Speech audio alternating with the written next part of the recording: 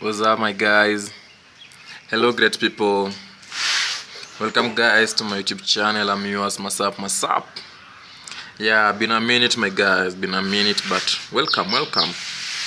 Currently, I'm in Eldoret, back in my college. Yeah, education, such kind of stuff. So just on examination, and today I'm just relaxing, and I was like, oh, it's been a long time since I recorded and since I uploaded a video, and I'm like, today let us discuss. So guys, first of all, this is how Eldoret looks like. Eldoret, it's one of the new upcoming city in Kenya. This is the School of Biological from this is the college that I am, but I don't school from this. My school is on the other side. This is the School of Biological. This is the field that we have. We have so many fields. This one is just one of the pavilion field, the trees. Yeah, it's a quite quite a good school. A good quiet university, quite a good college. This is just a college of School of Biological. That's most of the people who do biological studies. So yeah, some of them do examination. That is for non-residential students, for both graduates, the ones doing masters, fields. You can see donkeys to the far end. Yeah, this is how it looks like today. It has not rained. Yesterday it rained. Today it has not rained.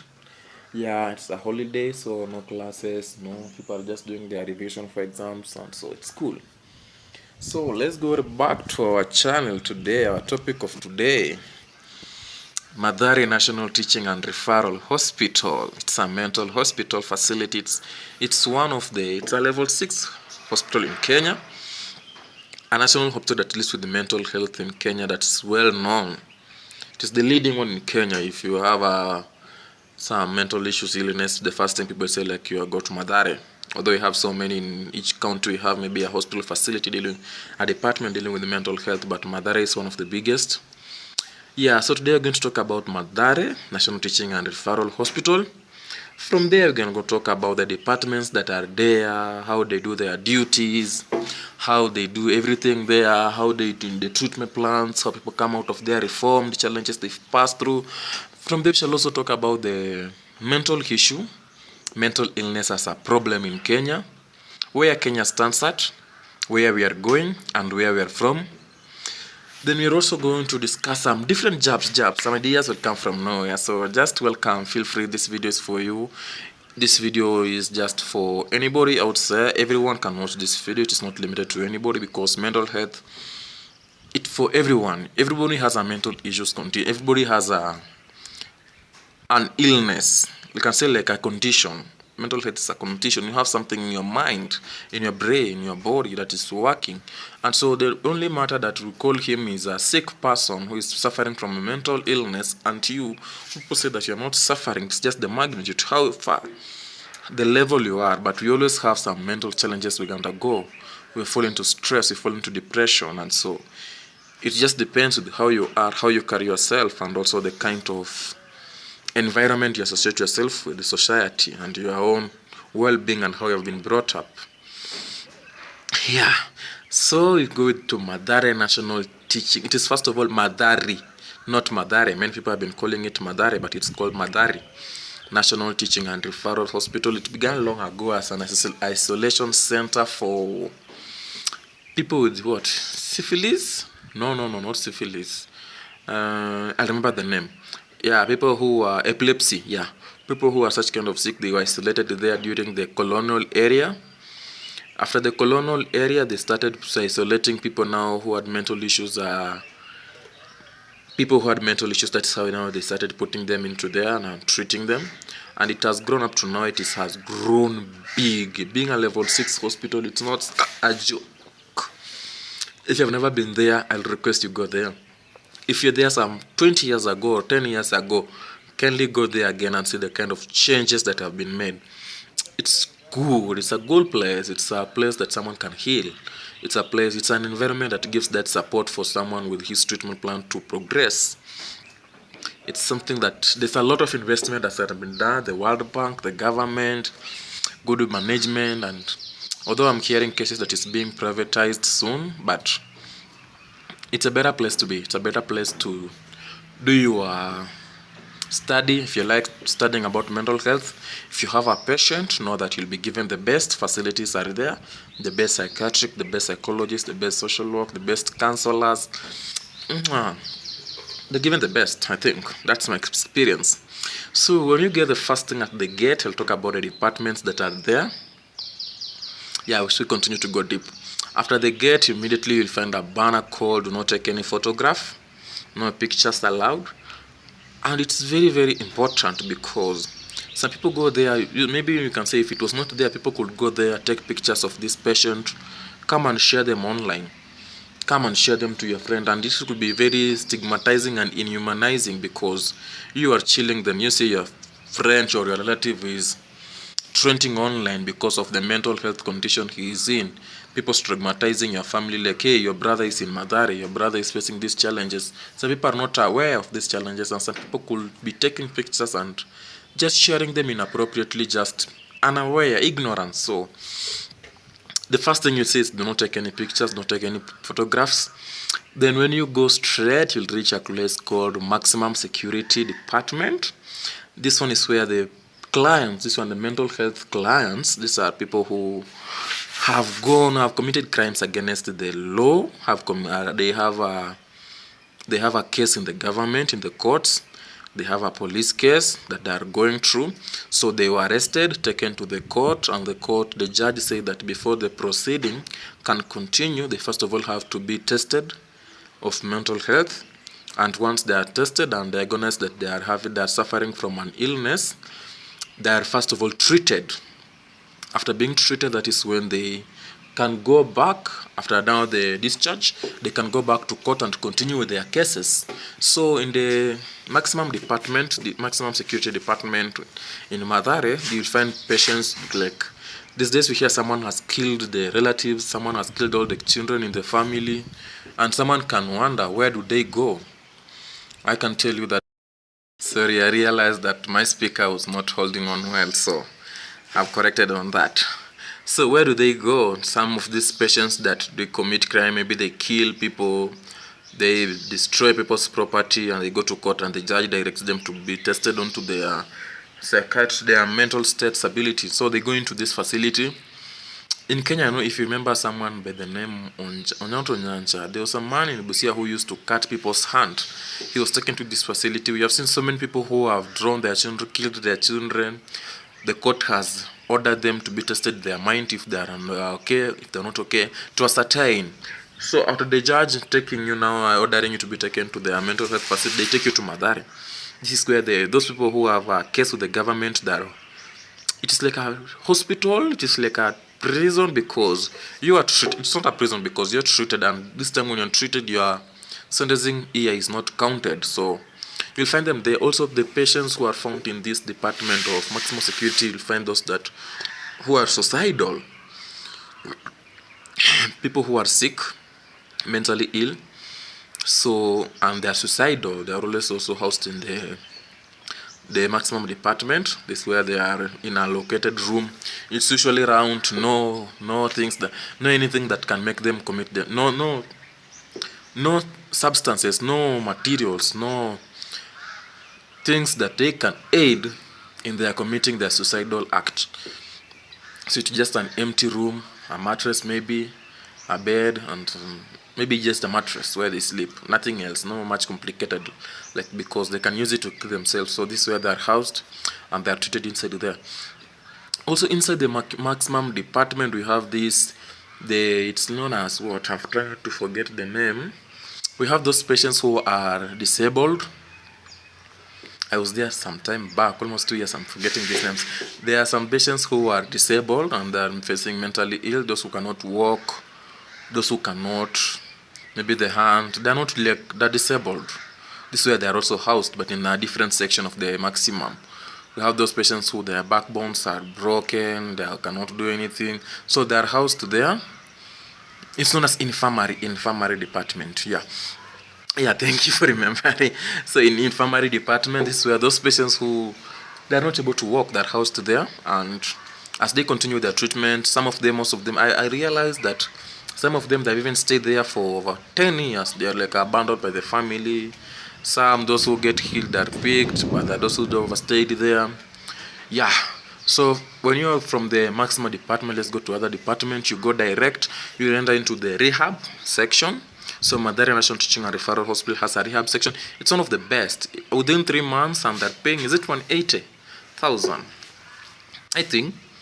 And there's one that I intended in Kisumu and one in Nakuru. They're paying, I think, 90,000 per month. And you're going there for 6 months. But in Mathari, it is 3 months. It's 60,000. It is the best because the kind of services being offered there, I'm not trying to market it, but because I've seen the routine. It's a rehabilitation facility whereby it's just helping the patients come out of their addiction. They use different treatment plans like family therapy.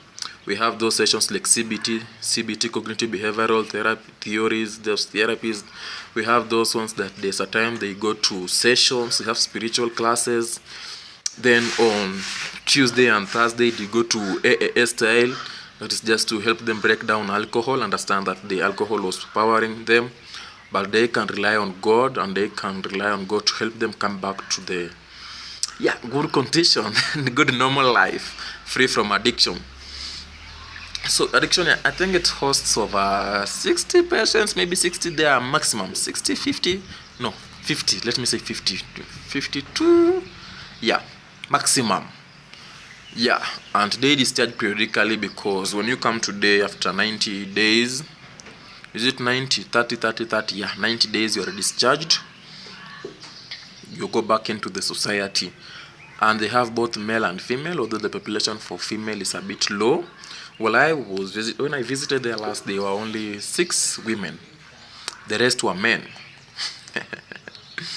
That is the situation at the rehab center, but it's one of the best in Kenya.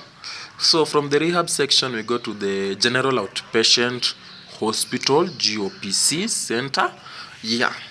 Just immediately when you finish the rehabilitation center, you go to the GOPC center. This is where now they treat patients from all kinds of diseases. Now here they're not dealing with mental health. You have malaria, you have TB, you have, name this kind of other illnesses. You have maybe, which one? I'm forgetting the kind of diseases that are there. Malaria, TB, you have amoeba, stomachache, headache. All these other kind of illness are treated in the general outpatient clinic there. They also have the mother to child, that is MCH, mother to child. So they also take care of pregnant mothers in this clinic, where those mothers who are pregnant, they come for the clinics, they're given the necessary support they need. So from the GOPC we go to another department that is, it's not a department, but in between the GOPC there are so many wards. They have like wards that host male and wards that host female. Ward, like the most frequent one, Ward 2 host female. We have Ward 4 host female, Ward 6 host female, Ward 5 female. Then we have Ward 5, we have 5 male, we have 4, we also have a 4 male, we have 8 male, we have 9 male. And there is like mostly there are in 60, 80, 90 number of the clients housed in those wards. And one challenge that they face is there are so many patients who are discharged and the family don't want to come to them. So this one is making the facility have to strain a lot to be able to accommodate all of them, because each day there's admissions that are being done. Discharges are done, but discharges stay long before being taken by the family members. But in the admission process, each day a mental health patient is admitted. Not one, more than 10 or 5, they're usually admitted on a daily basis. So this is a challenge because they're discharging but are not being picked. We have those who have been abandoned there over 10 years. Someone has a big book, a big file, very big. And you can see it is even written volume 3, which means there was volume 1 which was full, volume 2 full, volume 3 full, and they're just there. They're being discharged, but no one wants to come to them. There are also those who don't know their home. They don't know their home. They can't remember their home. And we have those ones that have not healing. They have tried. The hospital has tried to cure them, but it's beyond repair. The damages don't repair. You have those ones that someone has been there maybe for 2 years. They've tried through all the treatment plan. It's not working. He cannot remember anything. Even he cannot remember where he came from. He cannot remember the family. He cannot remember who he is. They've tried all their best. We have some patients who we just leave it to God. Although I don't say there are cases of so many, just maybe one or two, but many of them are cured and they are healed. It happens. But one thing about mental health is that you cannot be treated fully and you come out of not using the medication. No. They have to depend on medication. Diseases like schizophrenia, diseases like anxiety disorder, diseases like depression, no, the bipolar one, we have the bipolar.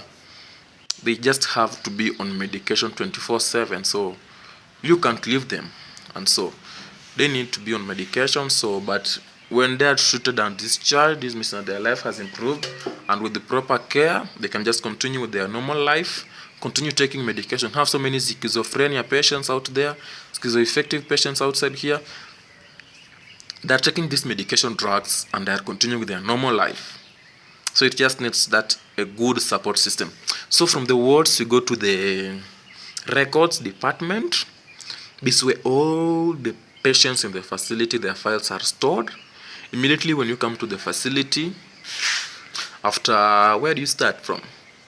The moment you get into the hospital facility, if you want to be treated, you go and open your file, at the records. From the records, it's a rounded house. It's not a rounded house. It's like, you see how I can say what? You see how this field is. It is like, these are the buildings. This is the records. This is the departments, the GOPC departments. These are the other side here. It is the pharmacy department. And maybe this other side, this is where I'm seated. This way, like this. This is the departments, maybe like the social work department where they're located. The cashier, they call cashier, no, where you pay money. It's called what? I think cashier, where they pay money, the NHIF. So it's rounded. So when you first of all take your file from the record, you go to go to the doctor. The doctor is the one who will ascertain whether you are to be admitted. That is through the nurse calling names. It's around, like I've said, it's just around place like this. So you'll be seen by the doctor. The doctor will ascertain, are you for admission? What kind of illness? After that assessment, what kind of illness are you suffering from? Where do you need? You just need to go be given drugs. You need to be discharged. You need to be admitted.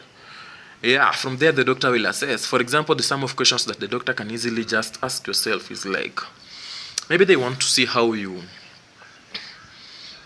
relate with the society, to know your reasoning capacity. They can ask you the question like, how are you feeling? You answer, how was your day? How are you? How did you travel? How was the journey? What can you tell us about yourself? Where is your family? You have said your family is. Where do you talk to them? Why have they not come with you here? You see, from that kind of assessment, the doctor will be able to assess you. From those kind of questions, the doctor will be able to assess you and know who you are, what challenge you are facing through. Are you able to give the correct information? If you are able to understand, why are you here? That's a question that is a very critical question. If the patient says that I've been suffering from schizophrenia and I'm not taking drugs, and the doctor will know how to treat him.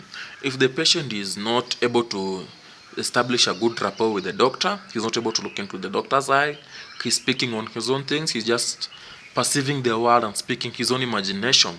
He's speaking on the ceiling, he's eating things, the eyes are red, he's turning the tongue, he's not ready to remove the tongue. The doctor can see that this is maybe schizophrenia, or he's perceiving things in the wrong way. He's perceiving things in his own way. It can be high or low. And so the doctor can decide. So it's a treatment plan, maybe admission or drugs, to check also the family. And also this is where the most of social workers come in. If he's not able to pay the admission process, maybe it is 5,000, I think 5,000, the social workers come in and try to help to ensure that he's waived and he's assisted in the admission process, and a social worker is assigned to him to ensure that the family is informed, or to check just the progress. If the patient was not able to disclose much of his family, much of the history, now the social worker and the psychologist will be assigned the client, and according to the treatment plan, as he continues to progressively, he starts revealing some information. Maybe I'm a Luo. I come from Homa Bay County. I come from this constituency. I come from here, and they'll be taking notes. Now from this notes, they start now contact tracing, trying to trace the family, or maybe he can say that I was found in Nairobi. I'm in Nairobi. I stay in this kind of constituency. Maybe I'm from Kibera. From there, they start searching, and that's how they'll try their level best to reach into the family. So from that section, we go to the administration, I think. They are down. Well, this video is a bit long, sorry guys. So admission, this is where the admin, the HR is, the HR. The head of nursing is kept, the office is there. He's called who? The chief or the CEO. CEO's office is there also. The accounts office is there down. We have, I remember the farm. I was talking about cashier. It is the accounts. We have two accounts. Have the accounts down there and the accounts here up there. Yeah, I think those are major departments I tried my level best to talk about. We also have those patients who come for the Modicate. Yeah, the Modicates. We have some patients who are addicted to drugs, and from this addiction of the drugs, they are now being given a supplement, methadone I think. They are now, if they are addicted to hard drugs like heroin, cocaine, and even alcohol sometimes, they are now introduced into this methadone, Modicates, methadone, not Modicates. They are injected just to prevent them from going to the hard substance drugs that they were used to taking. For example, if someone was given a cocaine, he was addicted to cocaine, he's now injected on some regular every day. He has to come for these more injections of the methadone just to ensure that he does not, that high feeling of to need to take that drug is reduced. He doesn't feel to continue to look for that drug. No, it's a bit reduced and managed, so to make him just continue life and to try to prevent him from continuing to take the drugs of his choice that he was addicted to. It's a good stuff, but it's also challenging because it's causing addiction. Yeah. Another department which is very, very crucial is the CCC, Comprehensive Care Unit, Care Center, CCC, Comprehensive Care Center or what? I think Comprehensive Care Center or what? I don't know, something like that. This one houses the patients who have HIV positive. That those who wants to, it houses the testing of HIV patient one. Patients who have been diagnosed of HIV, they come for their drugs there. It do drug adherence. They do reveal if you are having HIV. Maybe I'm taking HIV and my partner, I'm HIV positive and my partner does not know. And I really wish my partner to be tested and to be told the truth. So this is where I bring my partner. I tell him, hey, let us go to the doctor. And there's a way that they do it very, very perfect. It's a good place there, by the way.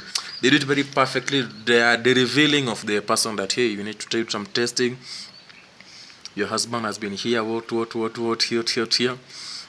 It's done super, and they just try to ensure that you become more knowledgeable about HIV because it's a condition. It's not that something that many people live with it and survive for a long period of time, so we should not take it as if it's a poisonous thing. No, it's just a condition. So they try to educate the people. They ensure they take the drugs, drug adherence, to avoid taking things that can affect the drugs not performing well in the body. Yeah. Now that's my Mathari. Let's go now to the general outlook. How is mental health in Kenya? I don't want to lie to you that the numbers are dropping. No, the numbers are increasing every day.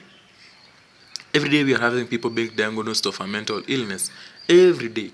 We have those, every day there must be someone. He's being diagnosed of having a mental health. Every day you have someone who the head blasts and they become ill.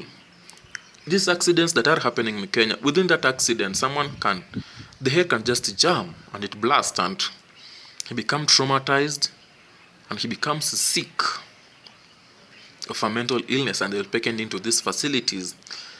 Many people are abusing drugs, alcohol, bang, and everything.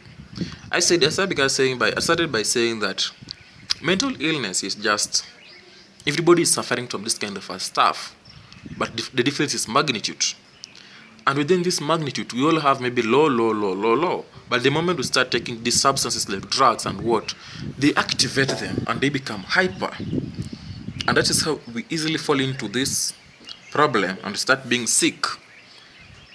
We become very sick and we start facing these challenges of now being depending on the drugs 24/7. The youth of Africa these days, they're the one who are more affected. And it is growing. And how shall we address this? People being aware. Stigmatizing is so high. We have some people who have lost their family members into their house. We have people who have their sick patients in the hospital, but they don't want to go and visit them because they will be seen. There are some people who their relatives have been discharged from the hospital, but they don't want to go and pick them and bring back into the society because the society will not accept them. 1. 2, they're not ready to stay with them. 3, they still fear that these people can turn and be a good people, can heal. So there's a lot of ignorance and we need to create awareness. We need to create more mental health facilities and we need to do check-up, people to go and check up. People are facing through a lot of economic challenges, but through these psychotherapy sessions, just go sit down with a counselor, reveal all things that are in your heart, open your heart. People are not opening their hearts, and this is a great challenge because people need to open their hearts. When you speak out your problem, it's half solved, but people want to remain with them. They remain with them and it kills them because a good illustration is this.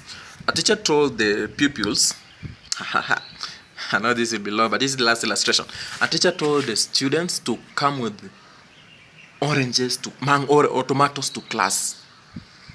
And he told them, tomorrow come with tomatoes and each tomato should represent the number of people you hate in your life. If you hate one person, come with 1 tomato.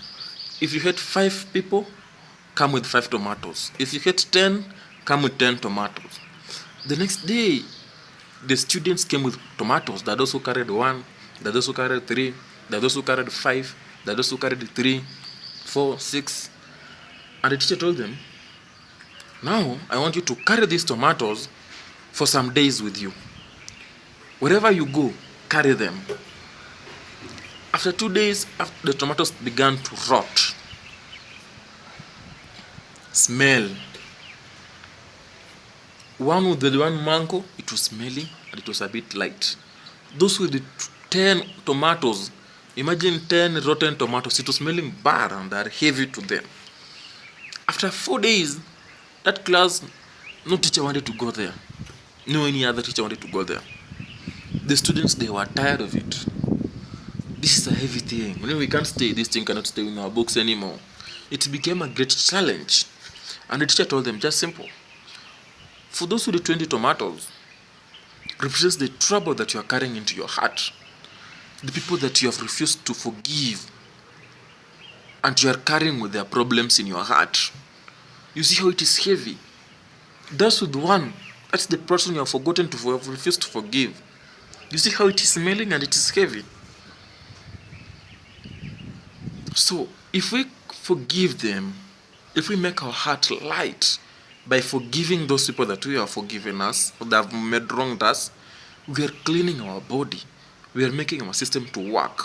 So that's the moral lesson. We need just to be a healthy life, open up, forgive people, enjoy life. Life is very short, my people. Life is very short. But just remember, within this short life, you can do marvelous things, you can do great things, you can ensure that your mental facility, your mental ability remains strong, sharp, and constant. Adios, my people. Kindly, if you have watched up to this place, I want to say thank you so much. Thank you so much. I don't take it for granted. Watching this 30 minutes, it's almost 29. Just watching this content of mine, it's so good. I feel pleasure, I feel honored, my people. I say thank you. Kindly give that subscription, give that like, comment. Tell me what you think should be next. Tell me what you think about this topic. Tell me about yourself. Tell me what you wish to know. Find me in all other social media platforms. Aloy Masap, Facebook, Twitter, Instagram, everywhere. Aloy Masap. Adios, my people. Let's meet next time. Thank you so much. Give that subscription. Bye bye, G's.